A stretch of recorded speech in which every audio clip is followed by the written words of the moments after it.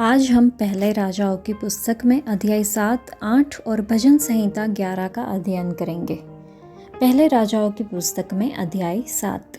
सुलेमान ने अपना महल भी बनाया और उसके निर्माण कार्य में 13 वर्ष लगे। उसने लबानोन का वन नामक महल बनाया जिसकी लंबाई 100 हाथ, चौड़ाई 50 हाथ और ऊंचाई 30 हाथ की थी। वह तो देवदार के खंभों की 4 पंक्तियों पर बना और खंभों पर देवदार की कड़ियां रखी गई और 45 खंभों के ऊपर देवदार की छत वाली कोठरियां बनी, अर्थात एक एक मंजिल में 15 कोठरियां बनी। तीनों मंजिलों में कड़ियां धरी गई और तीनों में खिड़कियां आमने सामने बनी और सब द्वार और बाजुओं की कड़ियां भी चौकोर थी और तीनों मंजिलों में खिड़कियां आमने सामने बनी। उसने एक खंभे वाला ओसारा भी बनाया जिसकी लंबाई 50 हाथ और चौड़ाई 30 हाथ की थी और इन खंभों के सामने एक खंभे वाला ओसारा और उसके सामने डेवड़ी बनाई। फिर उसने न्याय के सिंहासन के लिए भी एक ओसारा बनाया जो न्याय का ओसारा कहलाया और उसमें एक फर्श से दूसरे फर्श तक देवदार की तख्ताबंदी थी। उसके रहने का भवन जो उस ओसारे के भीतर के एक और आंगन में बना वह भी उसी ढंग से बना। फिर उसी ओसारे के समान से सुलेमान ने फिरौन की बेटी के लिए जिसको उसने ब्याह लिया था एक और भवन बनाया। ये सब घर बाहर भीतर नींव से मुंडेर तक ऐसे अनमोल और गढ़े हुए पत्थरों के बने जो नाप कर और आरों से चीर कर तैयार किए गए थे और बाहर के आंगन से ले बड़े आंगन तक लगाए गए। उसकी नींव बहुमूल्य और बड़े बड़े अर्थात 10-10 और 8-8 हाथ के पत्थरों की डाली गई थी और ऊपर भी बहुमूल्य पत्थर थे जो नाप से गढ़े हुए थे और देवदार की लकड़ी भी थी। बड़े आंगन के चारों ओर के घेरे में गढ़े हुए पत्थरों के 3 रद्दे और देवदार की कड़ियों की एक परत थी, जैसे कि यहोवा के भवन के भीतर वाले आंगन और भवन के ओसारे में लगे थे। फिर राजा सुलेमान ने सोर से हुराम को बुलवा भेजा। वह नप्ताली के गोत्र की किसी विधवा का बेटा था और उसका पिता एक सोरवासी ठठेरा था और वह पीतल की सब प्रकार की कारीगरी में पूरी बुद्धि, निपुणता और समझ रखता था। सो वह राजा सुलेमान के पास आकर उसका सब काम करने लगा। उसने पीतल ढाल कर 18-18 हाथ ऊंचे 2 खंभे बनाए और एक एक का घेरा 12 हाथ के सूत का था। ये भीतर से खोखले थे और इसकी धातु की मोटाई 4 अंगुल थी। उसने खंभों के सिरों पर लगाने को पीतल ढाल कर 2 कंगनी बनाई। एक एक कंगनी की ऊंचाई 5-5 हाथ की थी। खंभों के सिरों पर की कंगनियां के लिए 4 खाने की 7-7 झालियां और सांकलों की 7-7 झालरें बनी। उसने खंभों को भी इस प्रकार बनाया कि खंभों के सिरों पर की एक एक कंगनी को ढांपने के लिए चारों ओर झालियों की एक एक पांति पर अनारों की 2 पंक्तियां हो। जो कंगनियां ओसारों में खंभों के सिरों पर बनी उनमें 4-4 हाथ ऊंचे सोसन के फूल बने हुए थे और एक एक खंभे के सिरे पर उस गोलाई के पास जो झाली से लगी थी एक और कंगनी बनी और एक एक कंगनी पर जो अनार चारों ओर पंक्ति पंक्ति करके बने थे वह 200 थे। उन खंभों को उसने मंदिर के ओसारे के पास खड़ा किया और दाहिनी ओर के खंभे को खड़ा करके उसका नाम याकीन रखा। फिर बाईं ओर के खंभे को खड़ा करके उसका नाम बोअज रखा और खंभों के सिरों पर सोसन के फूल का काम बना था। खंभों का काम इसी रीति पूरा हुआ। फिर उसने एक ढाला हुआ एक बड़ा होज बनाया जो एक छोर से दूसरी छोर तक 10 हाथ चौड़ा था। उसका आकार गोल था और उसकी ऊंचाई 5 हाथ की थी और उसके चारों ओर का घेरा 30 हाथ के सूत के बराबर था और उसके चारों ओर के किनारे के नीचे एक एक हाथ में 10-10 कलियां बनी जो होज को घेरे थी। जब वह ढाला गया तब ये कलियां भी 2 पंक्तियों में ढाली गई और वह 12 बने हुए बेलों पर रखा गया, जिनमें से 3 उत्तर, 3 पश्चिम, 3 दक्षिण और 3 पूर्व की ओर मुंह किए हुए थे और उन्हीं के ऊपर होज था और उन सभी का पिछला अंग भीतर की ओर था। उसकी मोटाई मुट्ठी भर की थी और उसका किनारा कटोरे के किनारे के समान सोसन के फूलों के जैसा बना था और उसमें 2000 बद पानी समाता था।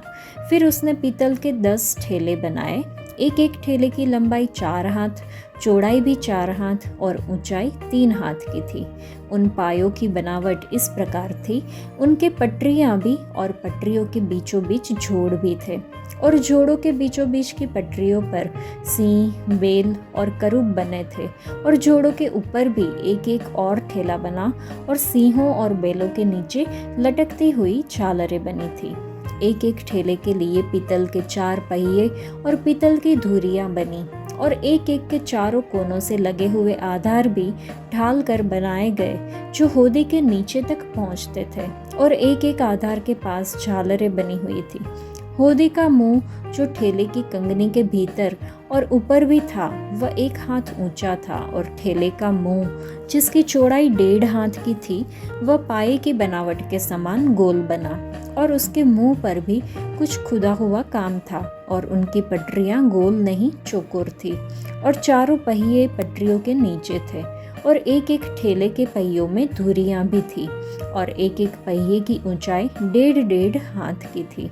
पहियों की बनावट रथ के पहिए की सी थी, और उनकी धुरियां, चक्र, आरे और नाभे सब ढाली हुई थी, और एक एक ठेले के चारों कोनों पर 4 आधार थे, और आधार और ठेले दोनों एक ही टुकड़े के बने थे, और एक एक ठेले के सिरे पर आधा हाथ ऊंची चारों ओर गोलाई थी, और ठेले के सिरे पर की टेके और पटरियां ठेले से जुड़े हुए एक ही टुकड़े के बने थे, और टेकों के पाटों और पटरियों पर जितनी जगह जिस पर थी, उसमें उसने करूब और सिंह और खजूर के वृक्ष खोदकर भर दिए, और चारों ओर झालरें भी बनाई। इसी प्रकार से उसने 10 ठेलों को बनाया। सभी का एक ही सांचा और एक ही नाप और एक ही आकार था। उसने पीतल की 10 होदी बनाई। एक एक होदी में 40-40 बत पानी समाता था, और एक एक 4-4 हाथ चौड़ी थी, और 10 ठेलों में से एक एक पर एक एक होदी थी। उसने 5 होदी भवन के दक्षिण की ओर और 5 उसकी उत्तर की ओर रख दी, और होज को भवन की दाहिनी ओर अर्थात दक्षिण पूर्व की ओर रख दिया। हुराम ने होदियों, फावड़ियों और कटोरों को भी बनाया।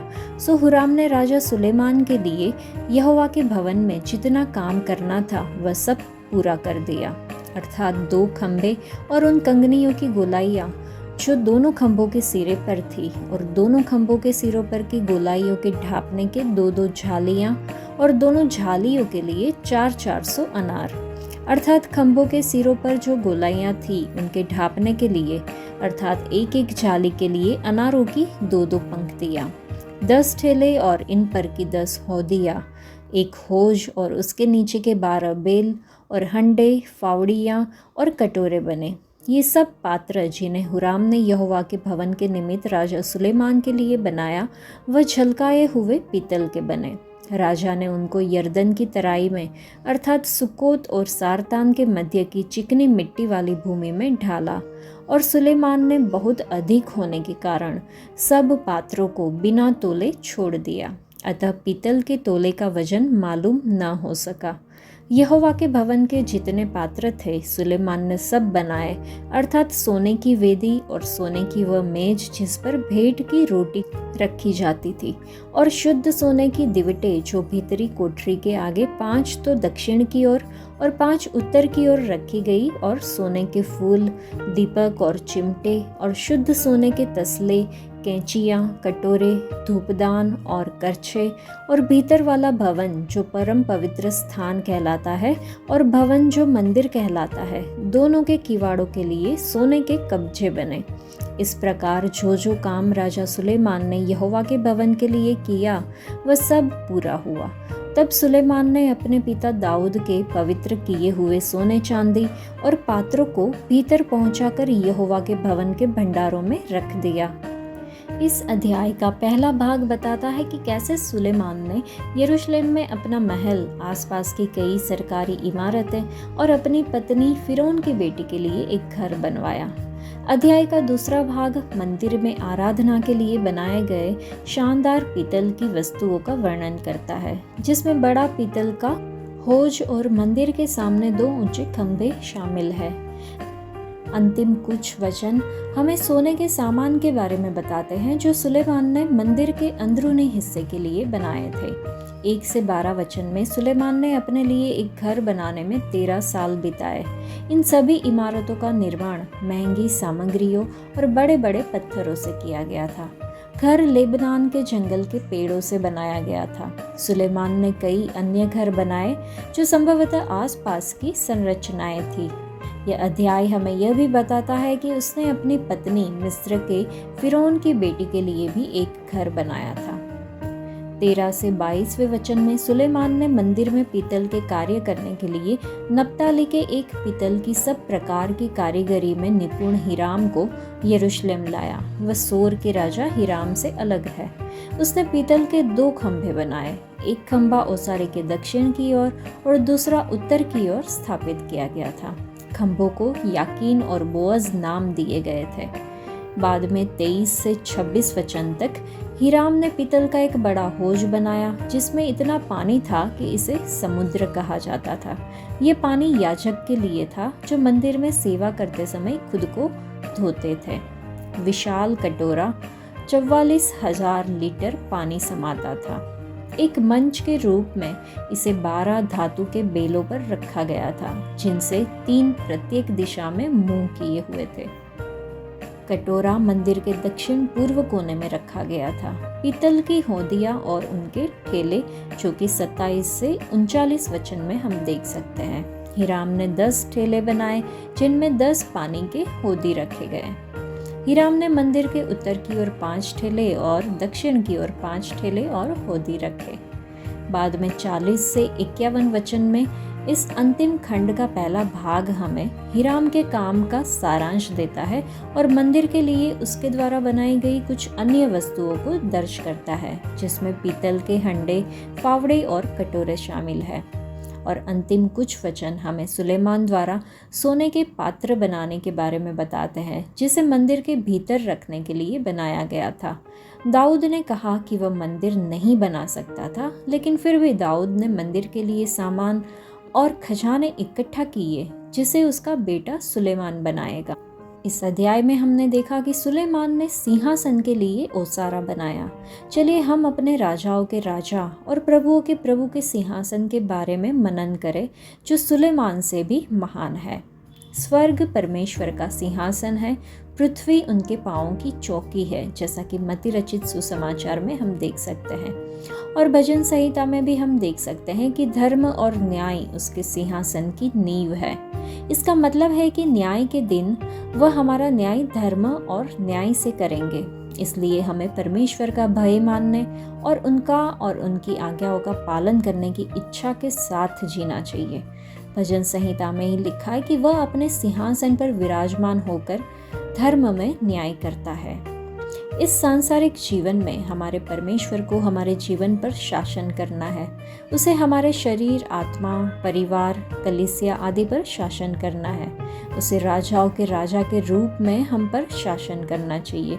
जिस तरह एक देश के लोग अपने राजाओं की आज्ञा मानते हैं, उसी तरह हमें बाइबल के रूप में हमारे हाथ में लिखी और दी गई विधियों, उपदेशों और आज्ञाओं का भी पालन करना चाहिए।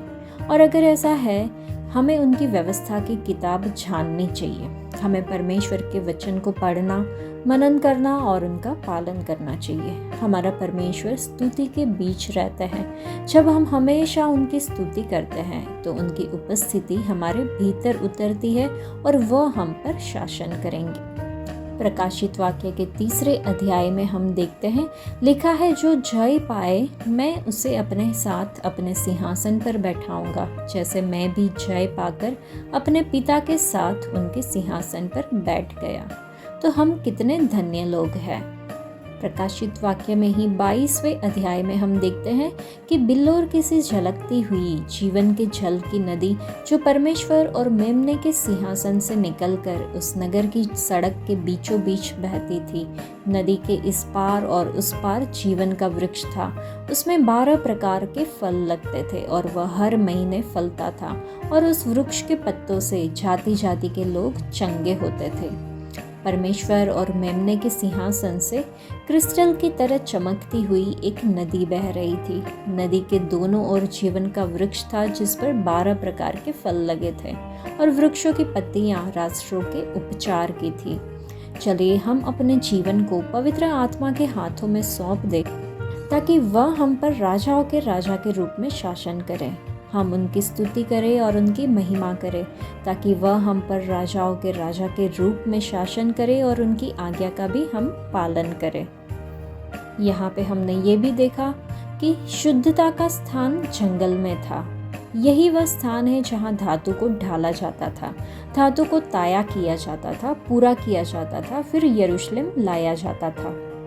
जंगल में शोधन के द्वारा यह अपने गौरवशाली स्वरूप में बदल गया। हम बाइबल में ऐसे बहुत से महान व्यक्तियों के बारे में जानते हैं जिन्हें प्रभु प्रशिक्षित करने के लिए जंगल में ले गए। परमेश्वर हमें गढ़ रहे हैं, हमें एक उद्देश्य के लिए ताया कर रहे हैं। हमें ये जानने की आवश्यकता नहीं है कि उद्देश्य क्या है। जैसे कि अय्यूब की पत्री में 23वें अध्याय में हम देख सकते हैं, लिखा है, परंतु वह जानता है कि मैं कैसी चाल चला हूँ। जब मुझे ता लेगा तब मैं सोने के समान निकलूंगा। यहाँ पर सुलेमान ने विशेष रूप से कुशल कारीगर हीराम को बुलाया। बसलेल के साथ उसकी समानताएं, जिसने तंबू के शिल्प कौशल की देखरेख की और इसकी कई वस्तुओं का निर्माण किया, आश्चर्यजनक है। यहाँ तक कि दोनों ही पुरुष बुद्धि से भरे हुए थे। परमेश्वर के लोग परमेश्वर द्वारा प्रदान किए गए कौशल के बिना कभी भी महान कार्य नहीं कर सकते। तो यह अध्याय सुलेमान की निर्माण परियोजनाएं, जिसमें उसका महल और मंदिर की साज सज्जा शामिल है, बुद्धि, शिल्प, कौशल और पूर्णता के विषयों पर प्रकाश डाला गया है। सुलेमान की बुद्धि और धन प्रदर्शित किया गया है। हमारे लिए सीखने के लिए है कि मंदिर का निर्माण और इसकी साज सज्जा यीशु मसीह में पाई जाने वाली अंतिम पूर्ति की ओर इशारा करती है, जो हमारे बीच रहते हैं। वह हमारे पापों के लिए शुद्धिकरण का अंतिम स्रोत बन जाते हैं। पुराने नियम के औपचारिक स्नान के स्थान उसकी बलिदान पूर्ण मृत्यु और पुनरुत्थान ले लेता है। दिवट द्वारा दर्शाए गए प्रकाश की अवधारणा को यीशु में दुनिया के ज्योति के रूप में देखा जा सकता है। विश्वासियों को अपने जीवन में उस ज्योति को प्रतिबिंबित करने, अपने आसपास के अंधेरों को रोशन करने और दूसरों के सत्य की ओर मार्गदर्शन करने के लिए बुलाया जाता है। परमेश्वर हमें अपने साथ एक गहरे रिश्ते में आमंत्रित करते हैं और हमें दुनिया में अपना प्रकाश चमकाने के लिए सशक्त भी बनाते हैं। पहले राजाओं की पुस्तक में अध्याय 8। तब सुलेमान ने इस्राएली पुरनियों को और गोत्रों के सब मुख्य पुरुषों को भी, जो इस्राएलियों के पूर्वजों के घराने के प्रधान थे, यरूशलेम में अपने पास इस मनसा से इकट्ठा किया कि वे यहोवा की वाचा का संदूक दाऊदपुर अर्थात सिय्योन से ऊपर ले आए। अतः सब इस्राएली पुरुष एतानिम नामक 7वें महीने के पर्व के समय राजा सुलेमान के पास इकट्ठे हुए। जब सब इस्राएली पुरनिये आए, तब याजकों ने संदूक को उठा लिया और यहोवा का संदूक और मिलाप वाले तंबू और जितने पवित्र पात्र उस तंबू में थे, उन सभी को याजक और लेवीय लोग ऊपर ले गए। और राजा सुलेमान और समस्त इस्राएली मंडली जो उसके पास इकट्ठी हुई थी, वे सब संदूक के सामने इतने भेड़ और बेल बलि कर रहे थे, जिनकी गिनती किसी रीति से नहीं हो सकती थी। तब याजकों ने यहोवा की वाचा का संदूक उसके स्थान को अर्थात भवन के पवित्र स्थान में, जो परम पवित्र स्थान है, पहुंचाकर करूबों के पंखों के तले रख दिया। करूब संदूक के स्थान के ऊपर पंख ऐसे फैलाए हुए थे कि वे ऊपर से संदूक और उसके डंडों को ढांके थे। डंडे तो ऐसे लंबे थे कि उनके सिरे उस पवित्र स्थान से, जो पवित्र स्थान के सामने था, दिखाई पड़ते थे, परंतु बाहर से वे दिखाई नहीं पड़ते थे। वे आज के दिन तक यही वर्तमान है। संदूक में कुछ नहीं था, उन 2 पट्टियाओं को छोड़ जो मूसा ने होरेब में उसके भीतर उस समय रखी, जब यहोवा ने इस्राएलियों के मिस्र से निकलने पर उनके साथ वाचा बांधी थी। जब याजक पवित्र स्थान से निकले, तब यहोवा के भवन में बादल भर आया और बादल के कारण याजक सेवा टहल करने को खड़े न रह सके, क्योंकि यहोवा का तेज यहोवा के भवन में भर गया था। तब सुलेमान कहने लगा, यहोवा ने कहा था कि मैं घोर अंधकार में वास किए रहूंगा। सचमुच मैंने तेरे लिए एक वास स्थान वरन ऐसा दृढ़ स्थान बनाया है, जिसमें तू युगानुयुग बना रहे। तब राजा ने इस्राएल की पूरी सभा की ओर मुंह फेर कर उसको आशीर्वाद दिया और पूरी सभा खड़ी रही। और उसने कहा, धन्य है इस्राएल का परमेश्वर यहोवा, जिसने अपने मुंह से मेरे पिता दाऊद को यह वचन दिया था और अपने हाथ से उसे पूरा किया है।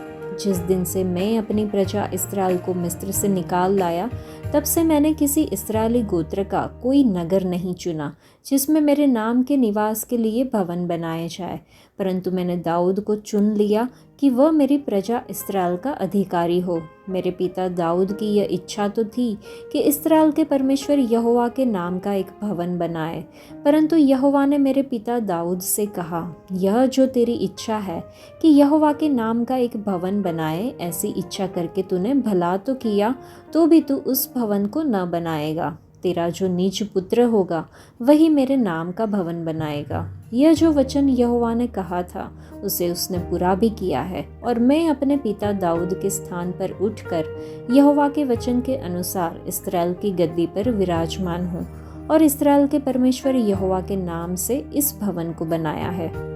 और इसमें मैंने एक स्थान उस संदूक के लिए ठहराया है जिसमें यहोवा की वह वाचा है जो उसने हमारे पुरखाओं को मिस्र देश से निकालने के समय उनसे बांधी थी। तब सुलेमान इस्राएल की पूरी सभा के देखते यहोवा की वेदी के सामने खड़ा हुआ और अपने हाथ स्वर्ग की ओर फैलाकर कहा, हे यहोवा, हे इस्राएल के परमेश्वर, तेरे समान न तो ऊपर स्वर्ग में और न नीचे पृथ्वी पर कोई परमेश्वर है। तेरे जो दास अपने संपूर्ण मन से अपने को तेरे सम्मुख छान कर चलते हैं, उनके लिए तू अपनी वाचा पूरी करता और करुणा करता रहता है। जो वचन तूने मेरे पिता दाऊद को दिया था उसका तूने पालन किया है। जैसा तूने अपने मुंह से कहा था वैसा ही अपने हाथ से उसको पूरा किया है, जैसा कि आज है। इसलिए अब है इस्राएल के परमेश्वर यहोवा, इस वचन को भी पूरा कर जो तूने अपने दास मेरे पिता दाऊद को दिया था। तेरे कुल में मेरे सामने इस्राएल की गद्दी पर विराजने वाले सदैव बने रहेंगे। इतना हो कि जैसे तू स्वयं मुझे सम्मुख छान कर चलता रहा, वैसे ही तेरे वंश के लोग अपनी चाल चलन में ऐसी ही चौकसी करें। इसलिए अब है इस्राएल के परमेश्वर, अपना जो वचन तूने अपने दास मेरे पिता दाऊद को दिया था उसे सच्चा सिद्ध कर। क्या परमेश्वर सचमुच पृथ्वी पर वास करेगा? स्वर्ग में वरन सबसे ऊंचे स्वर्ग में भी तू नहीं समाता, फिर मेरे बनाए हुए इस भवन में कैसे समाएगा? तो भी है मेरे परमेश्वर यहोवा, अपने दास की प्रार्थना और गिड़गिड़ाहट की ओर कान लगाकर मेरी चिल्लाहट और ये प्रार्थना सुन जो मैं आज तेरे सामने कह रहा हूँ, कि तेरी आंख इस भवन की ओर अर्थात इसी स्थान की ओर जिसके विषय तूने कहा है मेरा नाम वहाँ रहेगा, रात दिन खुली रहे। और जो प्रार्थना तेरा दास इस स्थान की ओर करे उसे तू सुन ले। और तू अपने दास और अपनी प्रजा इस्राएल की प्रार्थना जिसको वे इस स्थान की ओर गिड़गिड़ा के करे उसे सुनना, वरन स्वर्ग में से जो तेरा निवास स्थान है सुन लेना और सुनकर क्षमा करना। जब कोई किसी दूसरे का अपराध करे और उसको शपथ खिलाई जाए और वह आकर इस भवन में तेरी वेदी के सामने शपथ खाए, तब तू स्वर्ग में सुनकर अर्थात अपने दासों का न्याय करके दुष्ट को दुष्ट ठहरा और उसकी चाल उसी के सिर लौटा दे, और निर्दोष को निर्दोष ठहराकर उसके धार्मिकता के अनुसार उसको फल देना। फिर जब तेरी प्रजा इस्राएल तेरे विरुद्ध पाप करने के कारण अपने शत्रुओं से हार जाए और तेरी ओर फिरकर तेरा नाम ले और इस भवन में तुझसे गिड़गिड़ा हट के साथ प्रार्थना करे, तब तू स्वर्ग में से सुनकर अपनी प्रजा इस्राएल का पाप क्षमा करना और उन्हें इस देश में लौटा ले आना जो तूने उनके पुरखाओं को दिया था।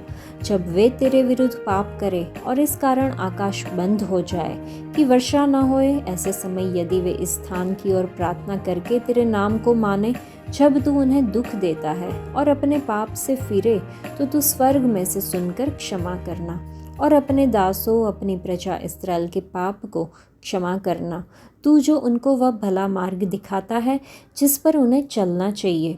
इसलिए अपने इस देश पर जो तूने अपनी प्रजा का भाग कर दिया है पानी बरसा देना। जब इस देश में अकाल या मरी या झुलस हो या गेरुई या टिड्डियाँ या कीड़े लगे या उनके शत्रु उनके देश के फाटकों में उन्हें घेर रखे अथवा कोई विपत्ति या रोग क्यों ना हो, तब यदि कोई मनुष्य या तेरे प्रजा इस्राएल अपने अपने मन का दुख जान ले और गिड़गिड़ाहट के साथ प्रार्थना करके अपने हाथ इस भवन की ओर फैलाए, तो तू अपने स्वर्गीय निवास स्थान में से सुनकर क्षमा करना और ऐसा करना कि एक एक के मन को जानकर उसकी समस्त चाल के अनुसार उसको फल देना। तू ही तो सब मनुष्यों के मन के भेदों का जानने वाला है। तब वे जितने दिन इस देश में रहे जो तूने उनके पुरखाओं को दिया था, उतने दिन तक तेरा भय मानते रहे। फिर परदेशी भी जो तेरी प्रजा इस्राएल का ना हो, जब वह तेरा नाम सुनकर दूर देश से आए, वह तो तेरे बड़े नाम और बलवंत हाथ और बढ़ाई हुई भुजा का समाचार पाए।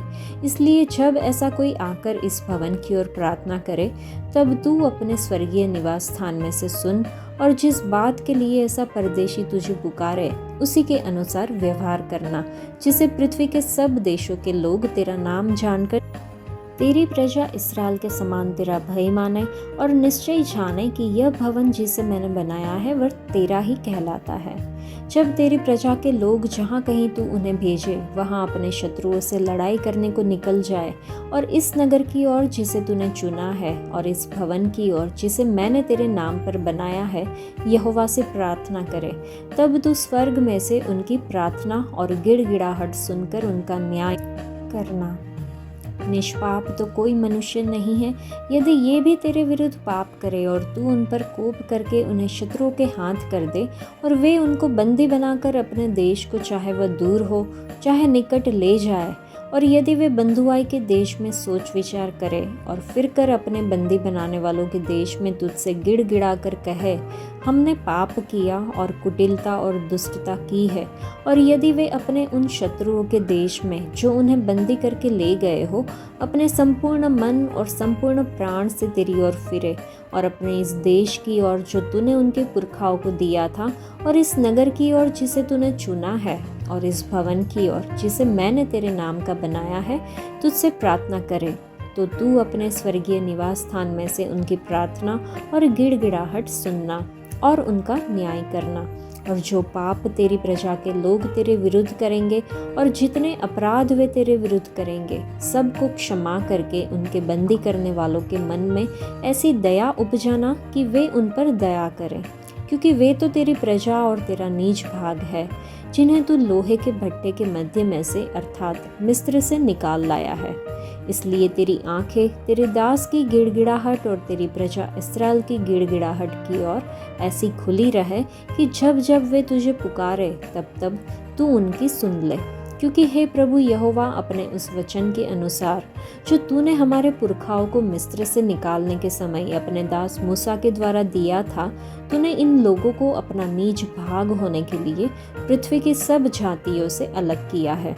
जब सुलेमान यहोवा से यह सब प्रार्थना गिड़गिड़ाहट के साथ कर चुका, तब वह जो घुटने टेके और आकाश की ओर हाथ फैलाए हुए था, यहोवा की वेदी के सामने से उठा और खड़ा हो समस्त इस्राएली सभा को ऊंचे स्वर से यह कहकर आशीर्वाद दिया, धन्य है यहोवा जिसने ठीक अपने कथन के अनुसार अपनी प्रजा इस्राएल को विश्राम दिया है। जितनी भलाई की बातें उसने अपने दास मूसा के द्वारा कही थी, उनमें से एक भी बिना पूरी हुए नहीं रही। हमारा परमेश्वर यहोवा जैसे हमारे पुरखाओं के संग रहता था, वैसे ही हमारे संग भी रहे। वह हमको त्याग न दे और न हमको छोड़ दे। वह हमारे मन अपनी ओर ऐसा फिराए रखे कि हम उसके सब मार्गों पर चला करें और उसकी आज्ञाएं और विधियां और नियम जिन्हें उसने हमारे पुरखाओं को दिया था नित माना करे। और मेरी ये बातें जिनकी मैंने यहोवा के सामने विनती की है, वह दिन और रात हमारे परमेश्वर यहोवा के मन में बनी रहे, और जैसी प्रतिदिन आवश्यकता हो वैसा ही वह अपने दास का और अपनी प्रजा इस्राएल का भी न्याय किया करे। और इससे पृथ्वी की सब जातियां ये जान ले कि यहोवा ही परमेश्वर है और कोई दूसरा नहीं। तो तुम्हारा मन हमारे परमेश्वर यहोवा की ओर ऐसी पूरी रीति से लगा रहे कि आज के समान उसकी विधियों पर चलते और उसकी आज्ञाएं मानते रहो। तब राजा समस्त इस्राएल समेत यहोवा के सम्मुख मेल बलि चढ़ाने लगा। और जो पशु सुलेमान ने मेल बलि में यहोवा को चढ़ाए, वे 22,000 बैल और 1,20,000 भेड़ें थी। इस रीति राजा ने सब इस्राएलियों समेत यहोवा के भवन की प्रतिष्ठा की। उस दिन राजा ने यहोवा के भवन के सामने वाले आंगन के मध्य भी एक स्थान पवित्र किया और होम बलि और अन्न बलि और मेल बलियों की चर्बी वहीं चढ़ाई, क्योंकि जो पीतल की वेदी यहोवा के सामने थी वह उनके लिए छोटी थी।